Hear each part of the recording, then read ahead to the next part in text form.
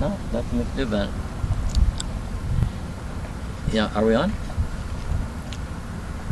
I guess. Hi, this is author Joe Callihan, and I meant to bring a copy of Adventures in Navyland to show you my book, and actually we're on vacation. We're outside of Branson. We're filming from beautiful Table Rock Lake, and during the course of my trip I gave away the last copy I had of Navyland to Mr. Barber of the Hamner Barber Magician and Ventriloquist Act that's here in Branson. So I don't have a copy to show you, but I would like to encourage you to go to either my website at www.fireoflovebooksllc.com, or you can find me on Amazon.com. My book is entitled Adventures in Navyland, and I'd like to share with you one of those adventures right now, which I think you'll find very amusing.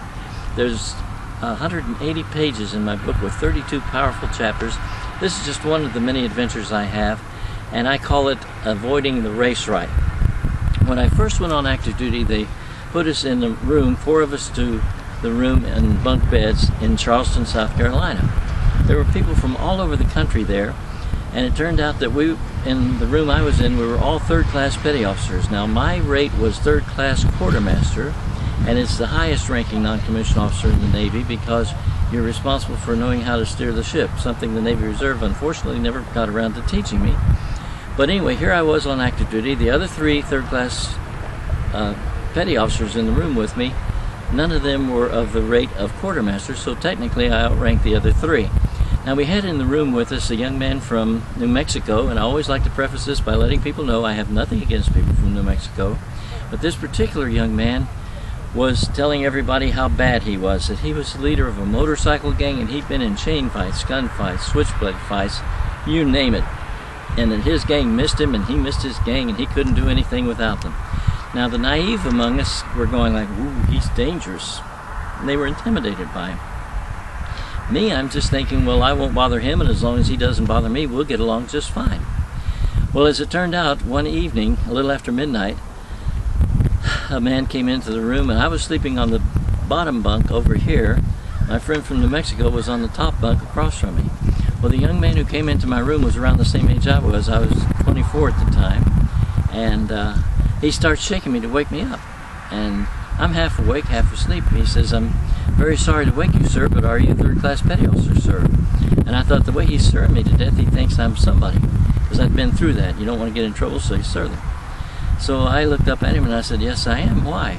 And he said, "Well, I'm sorry to bother you, but they're getting ready to have a race riot over at the NCO club, and they told me to come and get the first third-class petty officer I came to and tell him to get over there."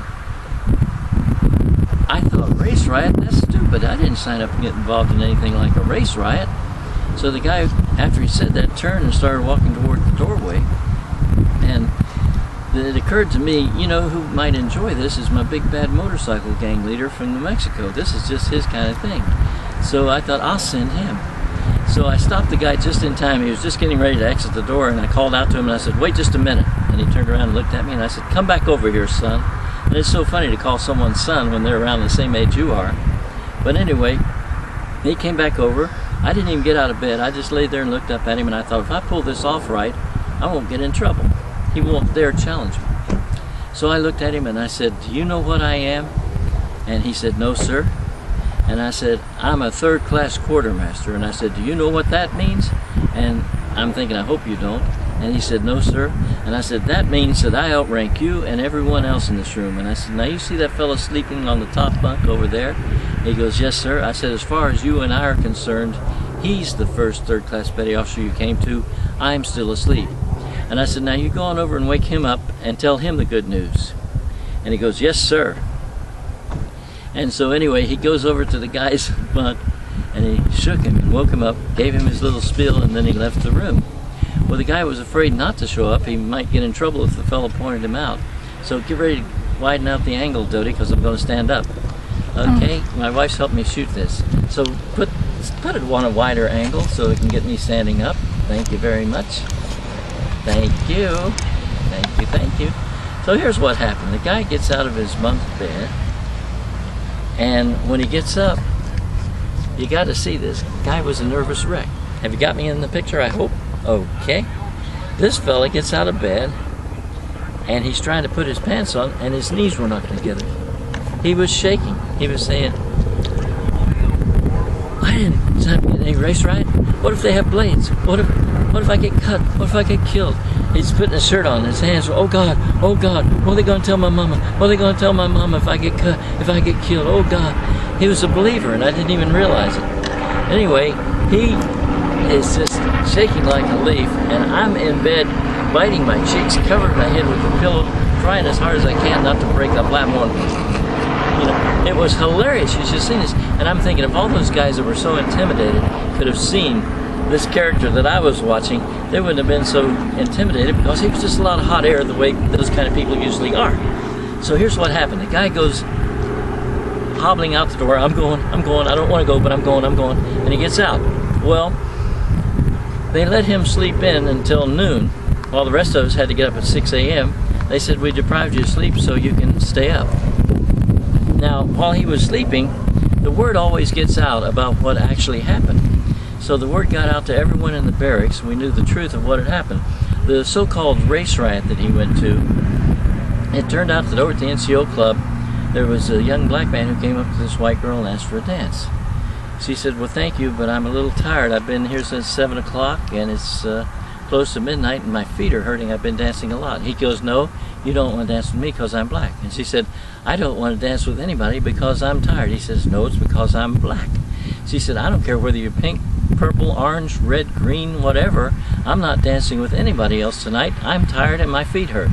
Well, they surrounded him with 40 shore patrol, and it turns out this fella and his friend were the only two black guys in the whole place, and they hadn't flunked math. So they looked and they said, let's see, there's 40 of them, and there's you and me. And the guy says, hey, you know, if she's tired, I can understand that. We'll ask tomorrow, and maybe then she'll feel like dancing. The girl said, that's a good idea. I am coming back tomorrow, and if you ask me early, I'll be happy to dance with you. And that was the full extent of the race riot. Well, this poor clown didn't know it, and when he gets up at noon, he goes around trying to impress everybody with how bad he was. He said, you should have seen me over at the NCO club last night. I took the billy club and I hit him in the mouth, and there was blood and teeth flying everywhere. And the guys would go, don't tell me anymore, I'll have nightmares. And they go, oh, you're so bad. You're so bad, you know. And they would just laugh at him. The ones who formerly had been intimidated, they knew he was a joke. And he's looking at him like, why are you laughing at me? Because they knew the truth, and the truth sets you free. They knew that this guy was just a lot of hot air. I kind of anticipated that anyway. But anyway, I figured if they caught me and asked me, why did you do that? I said, because I've got too much brains to want to get involved in a race riot. It's the kind of job that belongs to my big bad motorcycle gang leader, so I sent him. This is just one of the many fun and exciting stories that you'll find in my book, Adventures in Navyland, and I'd like to encourage you to come visit my site at www.fireoflovebooksllc.com. There you'll be able to get your copy of Navyland or get one for others. Makes a great gift. Or you can find me also on Amazon.com. On Amazon, they'll let you read some sample chapters. I do have a sample chapter on my site, too. But I believe Navyland is a book that everyone would enjoy, whether you've been in the military or not. And as I say, it makes a great gift for others.